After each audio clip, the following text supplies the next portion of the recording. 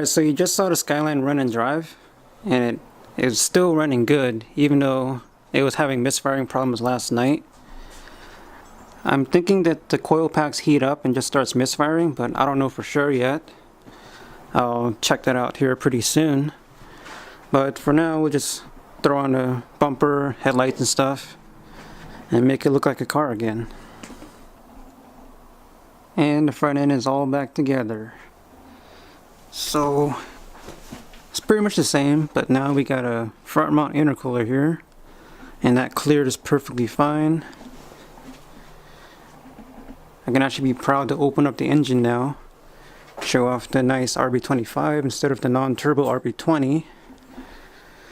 So that'll do it for the engine for right now. And next up, we gotta get the interior back together. A bunch of little trims and stuff. We gotta tuck the ECU, and my rear seats aren't on there either. So let's do that real quick. Alright, interior is back together for the most part. I got the important stuff on, like the shifter trim, the boots and stuff. I didn't do the rear seats yet, but I'll get to that later. But I got a 300ZX shift knob. It's pretty much the same thing as a stock S13 knob, but it's leather wrapped with red stitch. And then I got this little Nismo cigarette lighter. Looks like a kill switch, but it's not. It's literally just a cigarette lighter. But it looks cool.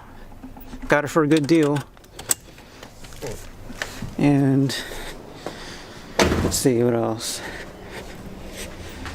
I got these coil packs overnighted. New spark plugs too, so that should fix my misfiring problem. And also one more thing. Here's a new test pipe I got. So this one didn't work. This came off of the S13 when it still had the K24, but the diameter is too small and these holes didn't line up. And this one came off of a Skyline, so it should fit perfect. So thanks to Andre for picking that up for me. And with that, we can put the exhaust on. Okay, new coil packs are in, and the spark plugs as well. Seems to be running good. We'll see in a little bit. But we gotta put the exhaust on because the car is just so loud. And let's take a look at it before we put it on, because this thing just looks so good. This is the HKS Super Turbo. So let's take this out. That's like a 5-inch tip and a 3-inch piping, so it should flow pretty good. Also has a nice resonator here and a large muffler, so it shouldn't be terribly loud, but it should at least make some good noise. So yeah, I got the car outside. It's a nice day out. Let's go around to the back here. Yeah, no exhaust, just straight from the downpipe. So this thing's really loud. I forgot to mention, or at least I didn't record it, but I did the fuel pump too. I put a Walbro 255 in.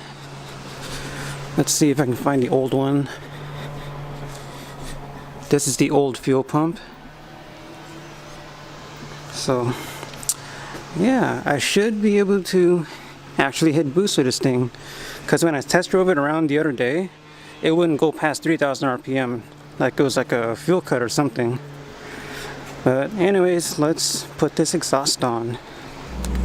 And it's super hot in here. Oh, is it recording? Yes. Oh, was that lean? No. It went to like 15. Fine. Okay, first drive. Let's see how it goes.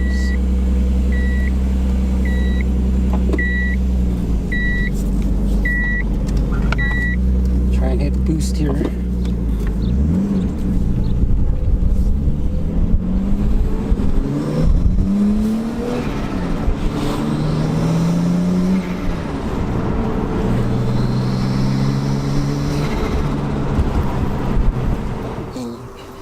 Check out that exhaust. Looks pretty good on here. So this is a 5-inch tip like I said, but it looks pretty small in this car. Yeah.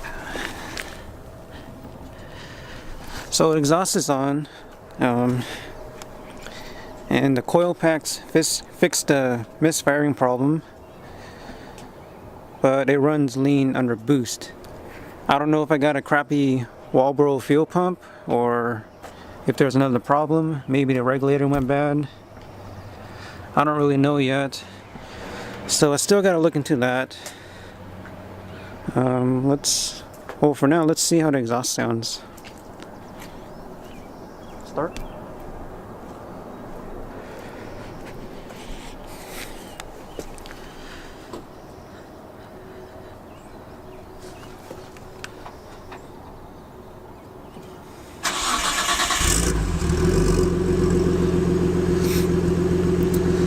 So it's nice and mellow, but once you rev it up, it sounds really nice. So go ahead and rev it.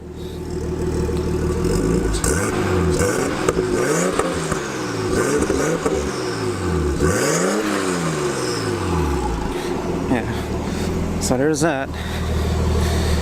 Engine's running nice and smooth. No more misfiring. But I just gotta figure out why it runs lean under boost. So that's gonna be it for this video, and I'll see you guys next time.